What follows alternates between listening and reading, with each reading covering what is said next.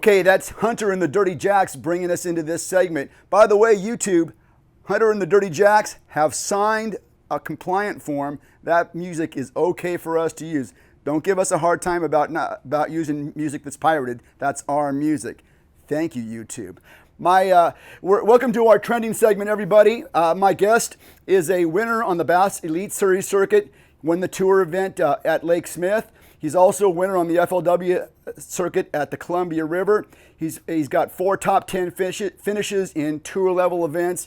He's going to be fishing the inaugural season of the National Professional Fishing League. Please welcome Charlie Weyer to the podcast. Charlie, how are you doing? I'm doing great, sir. How are you guys doing back there? Doing very well. I'm really excited about hearing about this new professional fishing league that's coming out, and I've got a lot of questions to ask you about this, and I'm sure our listeners and viewers have questions as well. But what can you tell us about the NPFL? What opportunities do they offer anglers to come into this format? Well, the Professional Fishing League last year announced, I don't know exactly, it was sometime in the summertime, that the new circuit was going to start up, and everybody's like, oh, there's just another circuit starting up, but it's getting bigger and bigger every day. They're offering, $50,000 and paying out to $10,000 out the 50th spot. It gives another opportunity, and it's an invite only. There's a lot of young guys, a lot of new blood that's going to be in it. It's not all the old timers. I'm one of the older statesmen that got invited to it. I heard about it. I'm like, man, I want to go back and fish, and this is my way to get back and fish a tournament that I don't have to sit there and re-qualify and spend all this time. Just from what I've done in the past, I was able to get into it. But they're offering opportunities, and the organization is actually working with the pros to get your sponsorships for you. Al will sit down with you, talk to your sponsors you're going after, and all the rest of the guys are there are very supportive. You need a question answered, they call you back, text you back, email immediately. I've never dealt with an organization that responds so quickly at this level, and everybody's excited about it. It was, I was like on the second 10 or 20 guys that named for the league, and we're almost full. There's very few spots left, and it's just going to be it's an exciting new adventure and venture for me and my family. So I'm excited about it. I actually just moved back to Missouri to be able to just concentrate on this one circuit. I'm fishing other ones too, but this is a big deal for me, and it's like I got a new breath of fresh air trying to get back, and I'm sure a lot of other guys have too. Well, I got to tell you that first question answered a lot of things. I love the idea that you've got an organization that understands the anglers need help, and they're willing to sit there and help you. You say they work with sponsors for you? Yes, they'll sit down with your sponsors. They'll actually come out and visit with your sponsors, talk to them on the phone, via email, Skype, however you can get. However they can come to you to help you with the sponsor, they'll help you. Never has an organization done that. The organization always took the sponsors for themselves and helped who they wanted to in their circuits. They did every tournament fishing that they have on this circuit, they will help you with your sponsors, and they'll show them what we can do for them and what television time and everything else that they can do for that sponsor and bring them in. You want to come in as a title sponsor, you want to come in a lower level sponsor, Al and the gang will help out with everything. What can I say? I mean, that's pretty amazing. Why hasn't anybody thought of this before? I don't know. I know there's a couple of, one other organization helped out when the exodus of all the pros went to Major League Fishing, and Bass kind of stepped in and helped out money wise and stuff. But I don't know the whole logistics. But I've never seen an organization where the ownership will help you. And they call you back so fast, it blew my mind.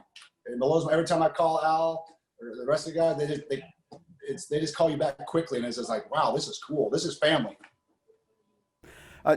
Okay, that's really a pretty amazing thing, and I think I'm going to have to get those guys on my list of people to talk to in the future. The season kicks off in 2021. Have they talked about any lakes or fisheries that you guys are going to go to yet? The first one's going to be on Lake Eufaula in Alabama, which I made top 10s there before in bass, and I'm very excited about that time of year. It's that lake hasn't had a lot of pressure in the last few years, and the fish have really grown. They got really grown. They just had a big tournament there recently, and the guys are catching them. They're catching 25-pound bags. In the springtime, those fish are going to be bigger. So it's exciting. I've heard some rumors about some other lakes. I really don't know. I know we're going to fish south and north this year. 2022, they're going to fish south, north, and west. And then 2023, from what I heard, they're going to fish north, south, and east. So I'm looking forward to them coming out west. I mean, I moved from there, but that's in my wheelhouse. Oh, yeah. I've heard some rumors, so we'll see. That's very cool. Charlie, just to kind of backtrack a little bit on some things that you already mentioned, is it safe to say that your success with the Bass Elites and also on the FLW Ever Starts, that had something to do with you getting an invitation to this circuit? Yes, from winning Bassmasters back in 2004. I mean, that's a long time ago, and then winning FLW in 2007 and several other top tens. I think you said I had 4 top tens. I know there's more. I know there's more than that, but I don't really know the number on it. But by just doing well and being, representing my sponsor well in the industry, and I just reached out to them, and they sent my resume is like 20 pages long. They say, they called me back like immediately. We want you now. It's like, you've done a lot. I'm kind of the guy that like sits back and watches everything. I like to go out and do seminars and around and helping the youth and everything and doing all that. But it's for me, it's a new beginning, and I just can't wait. I mean, I've been fishing the West Coast forever. You get in a routine of your spots and everything. I like coming back here because all the lakes are new to me. I have experience on a lot of them, but every venue is different compared to just going to the Delta, going to Clear Lake, Oroville, Shasta, Dumpe. I mean, Havasu. You can only go there so many times, and you just like it gets repetition. It's nothing new. It's not fun as much. I'm gonna get a rest from that for a little while. Now in 2 years, I get to go back there again, so it's all gonna be fresh and new. It's like, oh yeah, this is kind of cool, and I like going to new lakes. I like experiencing new environments and new fisheries and meeting new people all the time. It's a pretty cool deal. That's really neat. It seems like each of the organizations kind of has their own unique format. Major League Fishing's got their catch every fish you can catch format, and some of the other ones have 5 fish limits and so on. Are there any rules that stand out in the NPFL that make it unique? What they're gonna try to, what I like about it, it's just gonna be pros, no co-anglers. You have a drive-up weigh-in on your boat in your truck. You drive to the stage and you weigh in your fish in front of the crowd, which is different. I know Major League Fishing has that, but they don't bring their fish up. Bassmasters, everybody weighs in. You come up in your weigh-in bags, but this one's gonna be a drive-up weigh-in. Actually, we're going to be doing something here in the fall, practice tournament on an undisclosed place. I don't know exactly where it's going to be at, where a bunch of us are going to be there to do that, which hasn't been done in a circuit. I mean, everybody knows everything, but this is a certain way they're going to do stuff. They're going to show us what they want. And what else? I mean, they're inviting a lot of college anglers, young kids, young blood. They're inviting some of the older statesmen. I hate to say that to myself.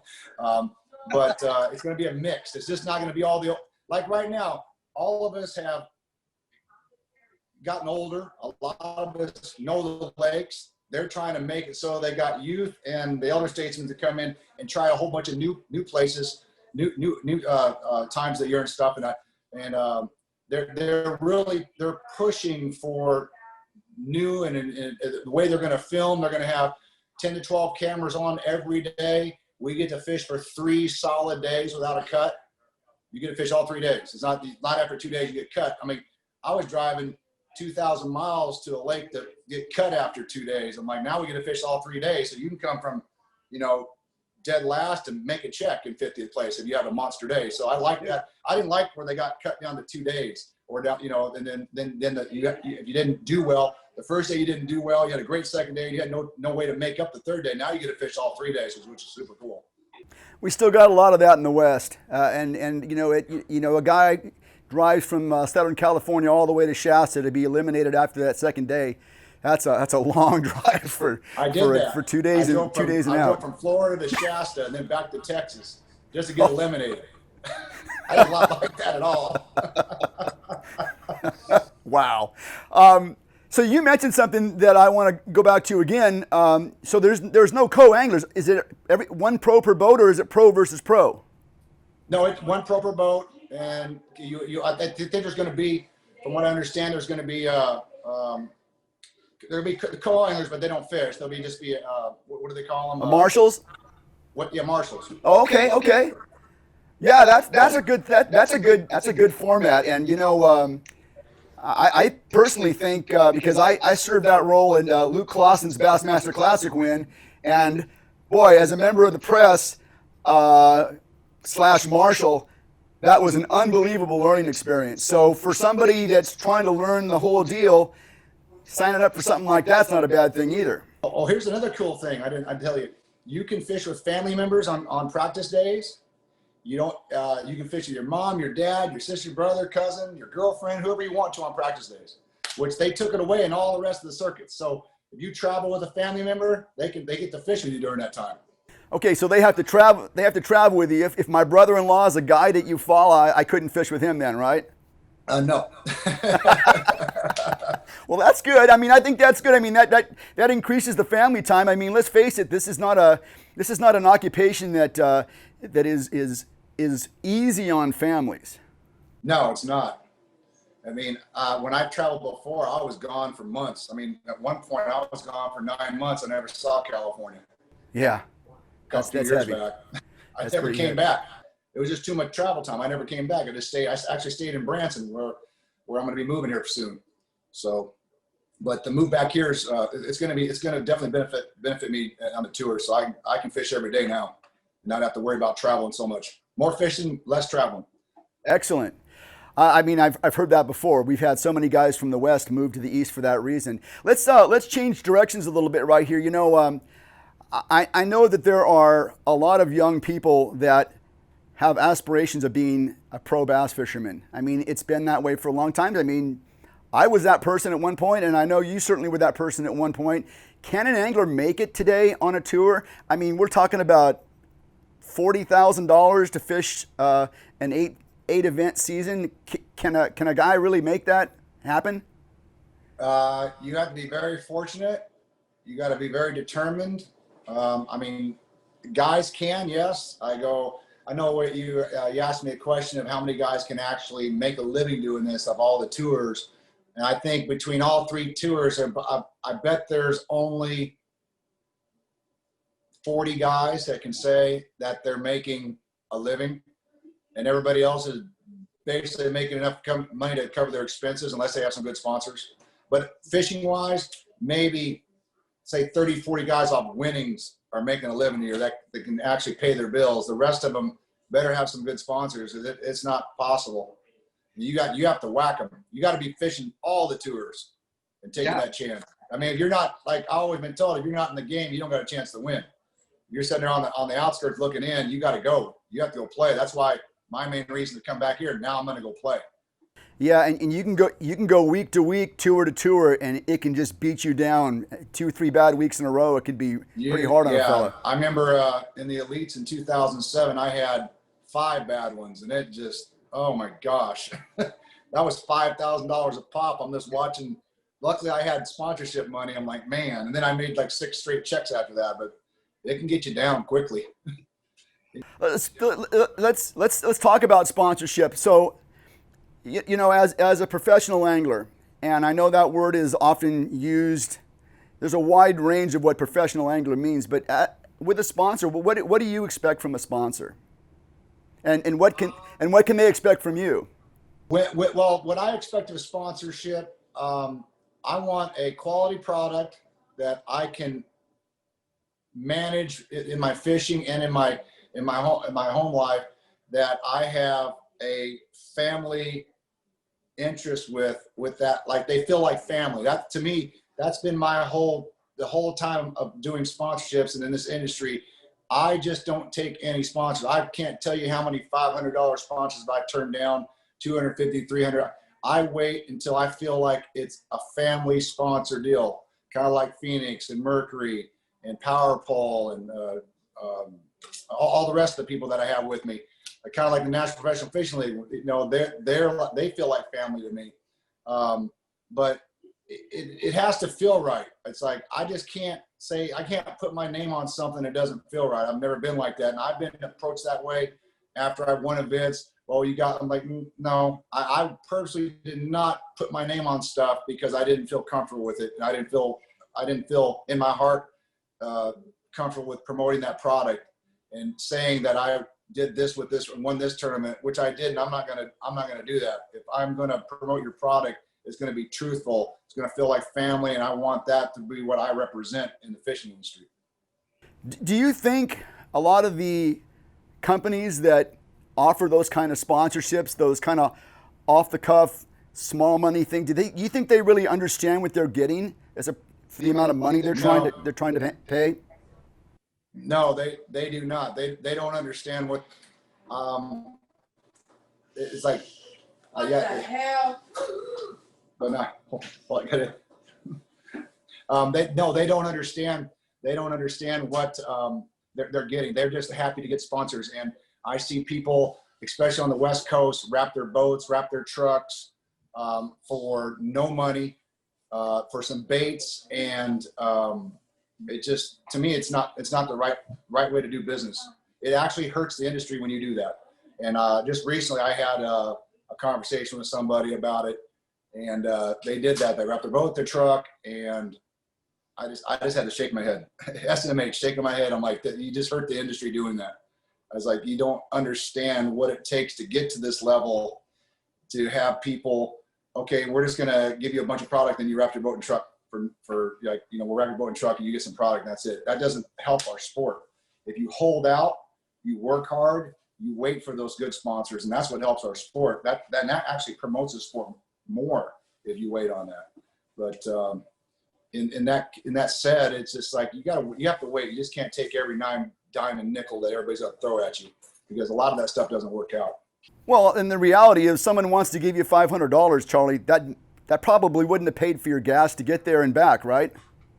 No, it wouldn't. I couldn't drive to Northern California back to Southern California on that if I did that. Right. And now I put my patch on my shirt for $500. Most of the guys are getting $5,000 to $10,000 when they get a patch on their shirt back here. That's what guys, a lot more, But you got to wait. You have to be patient. I mean, there's a ton of those $250, $500 ones, and I've seen guys just with I call it patches. I can't do it. I can't do it. I know. So now we talked about what you expect from a sponsor. What can a sponsor expect from you? I mean, those good ones you're talking about, the ones that feel like family, what are they going to get from you? Because I think a lot of people that want to do this and want to get sponsorship, they kind of envision that it's just going to be getting paid to fish all the time. What do you provide for your sponsors besides just the finishes? Well, what you get from me, I do quarterly reports on everything that I do. I'm working fishing tackle shows for them. I'm doing podcasts. I'm doing internet stuff. Doing advertising on Facebook, Instagram, on my website, and any special events they have. Anything that I'm doing, they know what's going on. I'm constantly sending everything to them that even in my 2 to 3 months, send the quarterly reports, and they know everything that's going to happen. If anything new comes up, I send that to them too. And wherever they need me, it's if I'm in between a tournament, I'm somewhere close, you want me to stop by your company to help you out, promote stuff, you need to talk on the phone, I'm available 24/7 to them.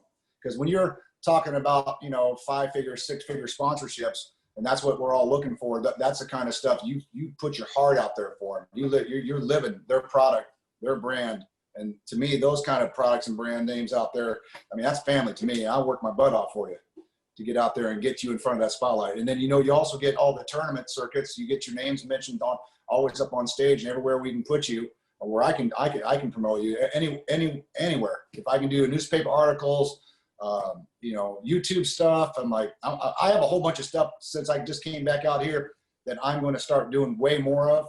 I have opportunity now. I have more free time to do it. And it's going to be whoever lines up with me for this next season is going to benefit a lot in these next 3, because we got 2 years and a possible 3rd year if we wanted to stay on the circuit. So the sponsors that I align myself with these next 3 years are going to do really well with me. I think it was probably back around 2006, 2007, 8 is when bass fishermen started looking at NASCAR. and started saying, you know, what those guys are getting and what they're providing, we provide that much and maybe more because we're so much more accessible than the drivers. Yes. Yeah, I remember. I think it started in 2004. Okay. 6? No, it was 6. I'm sorry, it was 6. Yeah. I'm sorry. I forgot to mention that too. You know, wrap truck, wrap boat. I mean, you got basically a driving billboard across the nation all year. So, and then As opposed to just on Sundays, right?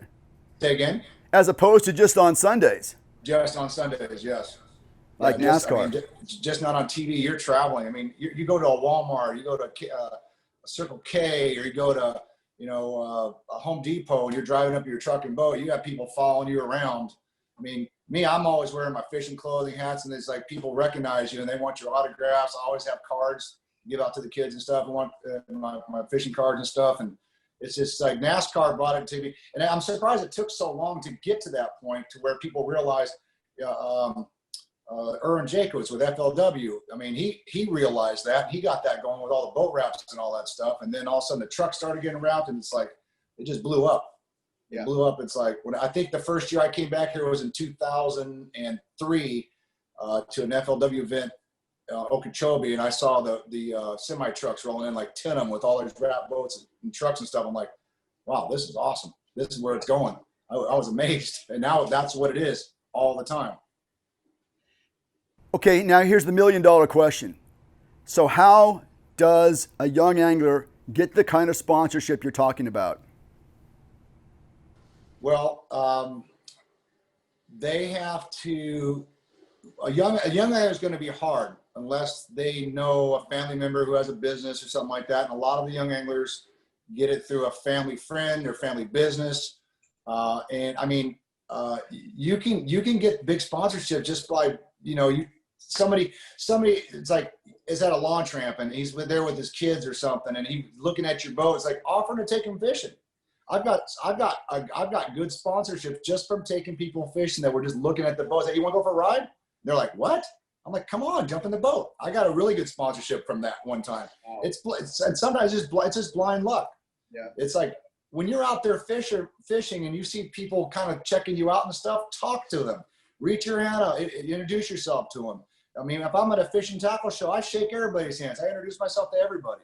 It's like, that's what, if you're on a tour, make sure all those guys are around, you know who you are. If I go into a bass tour, FL2, MLF, all those guys know who I am because I've met every single one of them, shook their hands, talked to them.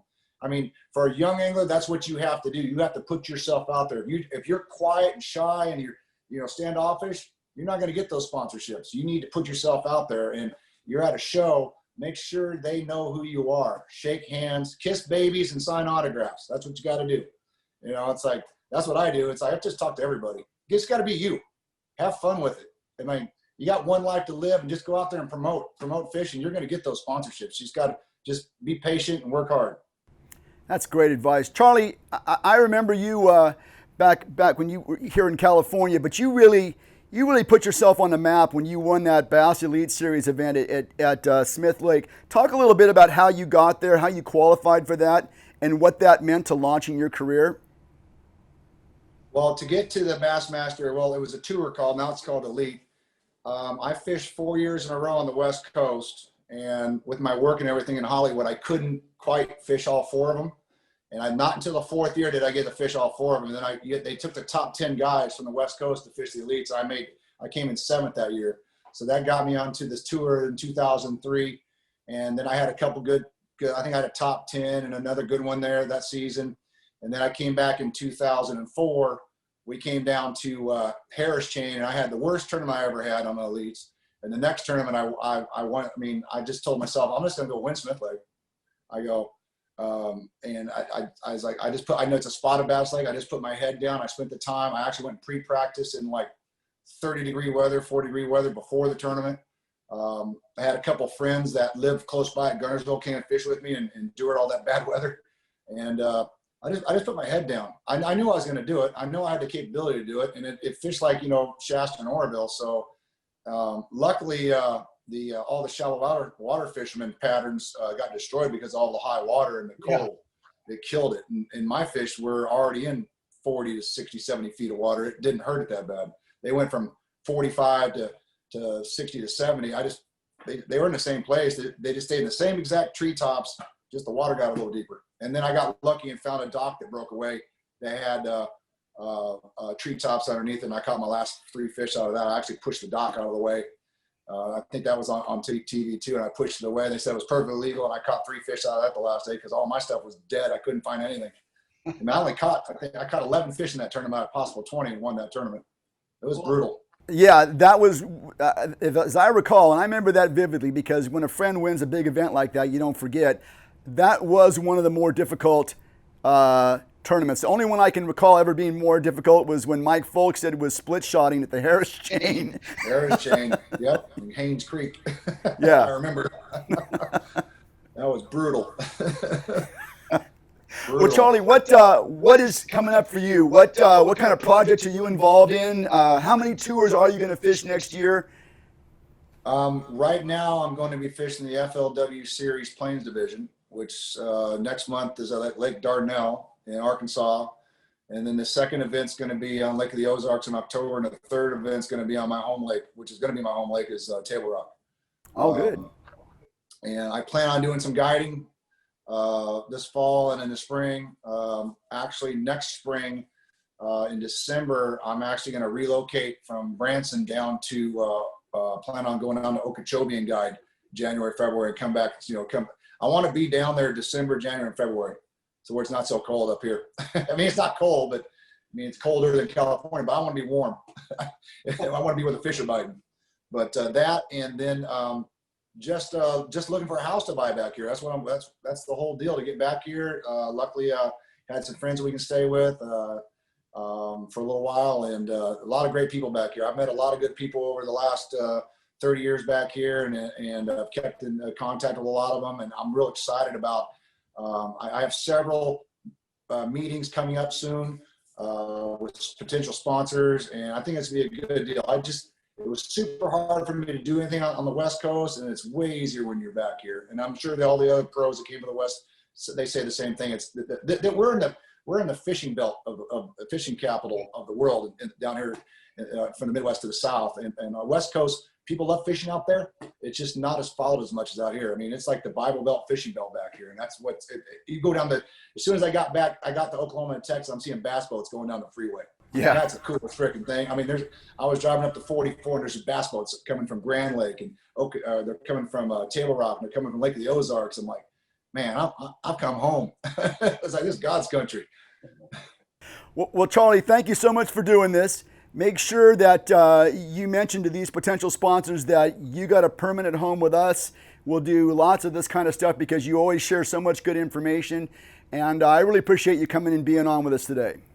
Thank you, Keith. I appreciate it. Thank you so much. You guys have a great day. All right. Good luck to you, sir.